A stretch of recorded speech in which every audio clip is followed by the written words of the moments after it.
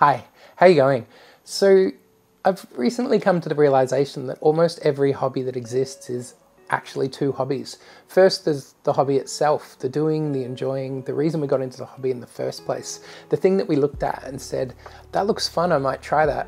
This is what we're going for when we take up a new hobby, and this is how we present our hobby to the world. And then secondly, there's the other somewhat hidden hobby, the slightly more nefarious one, the definitely more expensive one, and the one that can negatively impact the whole reason we got into the hobby in the first place. The second hobby I'm talking about is collecting and amassing the associated hobby things, beyond that which is needed to participate in the hobby. And there's never any shortage of associated hobby things to buy. For every hobby, there is a version of GAS, or gear acquisition syndrome, where you just buy gear and amass gear for the sake of it. It's the classic N+1, where N is the amount of hobby things you have at any given time, and N+1 is how many you feel you need to finally feel complete. This is what turns cheap hobbies into expensive hobbies, and it's the thing that can turn enjoyment of a hobby into guilt, envy, and FOMO. So here are some examples from my own life, which I'm sure you can relate to. I play disc golf, as you can probably see from the shelf behind me, and there are lots of discs and associated accessories available. Actually, there are too many, and for some reason I feel like I need all of them. When I play, I work out what discs I feel I need to add to my collection, when fixing my form would probably have greater benefits to my overall game. When I can't play, I buy more discs to try to get the same rush as playing. This was especially evident during the COVID lockdowns, where I couldn't go outside to play, so I bought. Photography and video are also notorious for this.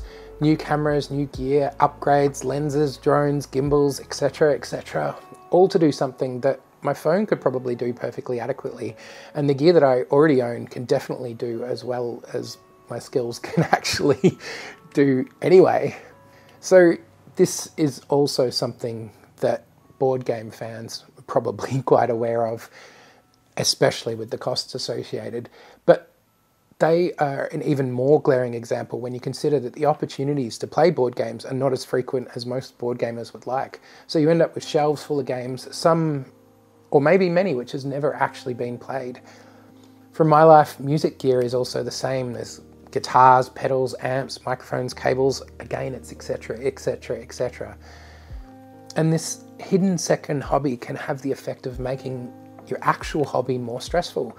I've spent all this money on these things and I don't use them, and I need to use them and I'm not using them, so I'm a failure at my hobby. It can also make your hobby difficult. I have so many games, I can't choose which one to play. It's FOMO, it's wanting to win at the hobby without actually doing it.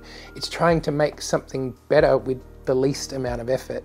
It is action faking, that is taking steps to do something which on the surface seem and feel like progress, but which are actually just procrastination and uncommitted actions which get you no closer to your actual goal. But what's the solution to this nefarious second hobby?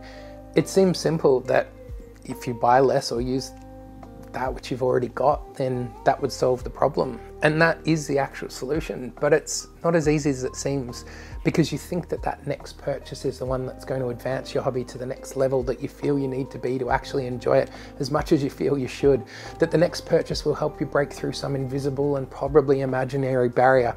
But in order to defeat this, you've got to think back to the reason you got into the hobby in the first place. It's fun, you enjoy this, so do it with the stuff that you have, and only buy more when you actually need more. Incremental improvement on whatever it is that you're into is not necessary unless it actually is. It's only by actually doing the hobby with what you have that you will actually realize what it is that you need to improve it. And that may actually be, and probably is, nothing. So another thing you can do is to dig through all the stuff you already have. You may rediscover things you thought you needed and then didn't or couldn't use and then put away. I've sometimes found things I bought and then put in a drawer or a box without using, and then added them to my setup and now use them regularly.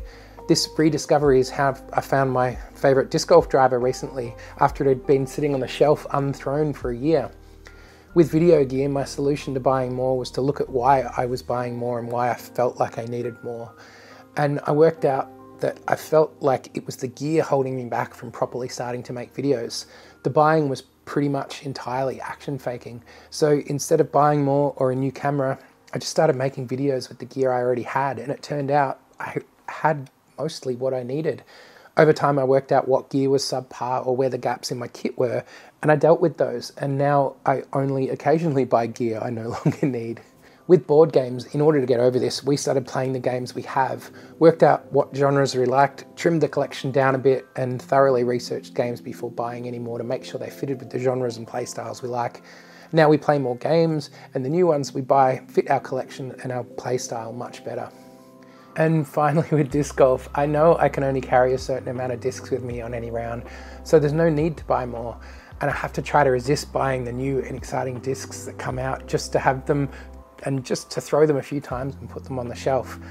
I can't in any way claim to have defeated this one, as evidenced by the shelf behind me and the regular parcels turning up in my parcel locker, but acknowledging it is a good step, and I'm trying to work on it.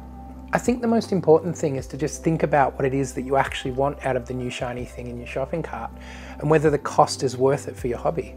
Will the financial outlay produce tangible benefits, or will it be one more thing sitting on a shelf or in a drawer unused?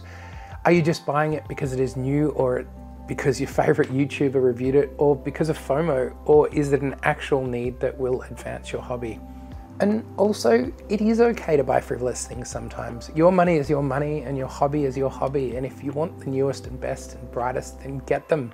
And if you want to collect them all, then collect them all. This is only a problem if it diminishes your enjoyment of the hobby. The last thing that really helped me is I tried to stop watching YouTube videos about all my hobbies titled 10 bits of gear you absolutely can't live without for another second, and especially the 10 things under $10 or $20 or $50 genre, as these seem like cheap ways to upgrade my kit, but just actually load me down with a lot of cheap stuff that I don't need. So thank you very much for watching. Hopefully this was interesting. Let me know in the comments if you agree or disagree, or if you have anything that specifically helped you. And otherwise, I'll see you next week. Bye.